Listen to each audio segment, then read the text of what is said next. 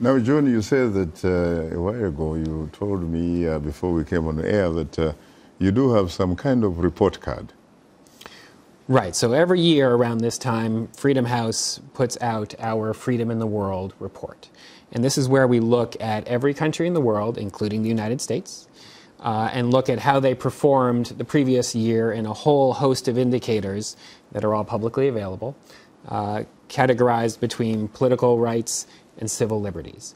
And so we just put out our new report yesterday, in fact, all available online and getting a good deal of discussion in the media. The picture for Africa is a mixed one. There are some concerning countries, and I think we're going to talk about those. But I also do want to point out that there are some real good stories coming out of the continent this last year. And two countries in particular, Ethiopia, under the surprising leadership of Ahmed Abiy, has really done some important things, including just yesterday instituting new civil society legislation that is quite meaningful. And also Angola, which has undergone a very surprising turnaround these last couple years. Well, the new president is obviously fighting corruption and what have you. He's fighting corruption, and he's fighting the vestiges of the previous regime that was in power for decades.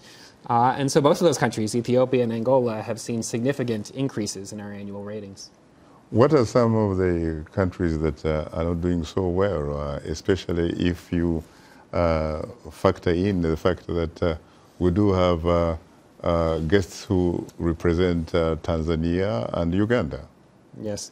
Well, I think when we're talking about those countries, it's really best for me to defer to the guests who have such expertise in those countries. I'll just say that Tanzania and Uganda are concerns for us, and the broader East Africa region is a concern for us, because outside of Ethiopia, I don't see any country in East Africa making forward progress in terms of democracy and governance. And in fact, we see some significant regressions. And I think there's a real sort of spillover regional effect that goes on, whereby there's very little peer pressure in East Africa, and you can say Central Africa too, for leaders to perform better and to live up to a certain standard.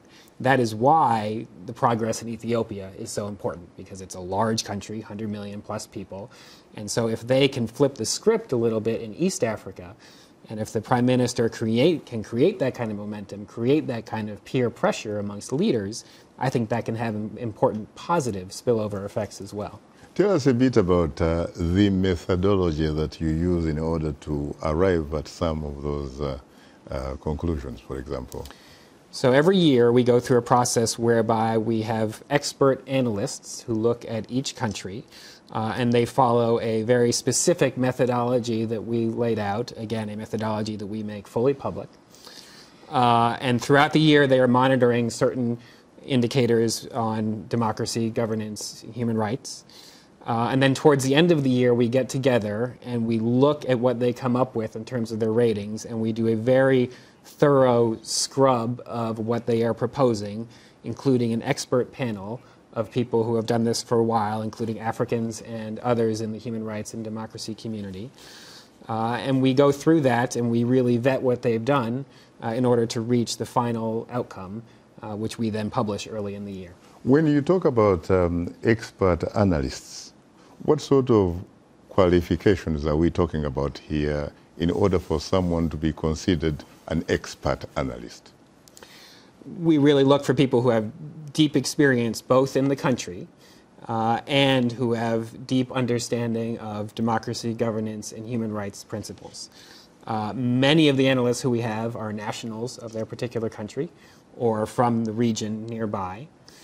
We pull significantly from the academic community, people who spend a lot of their time on these particular countries. And then when we get together this advisory group that looks at all the data and really scrubs to make sure that everything is as it should be, that's a mix of both Africans and others who have done this for Freedom House for a while, who really know the methodology very well, but also have broad regional expertise too. Very interesting.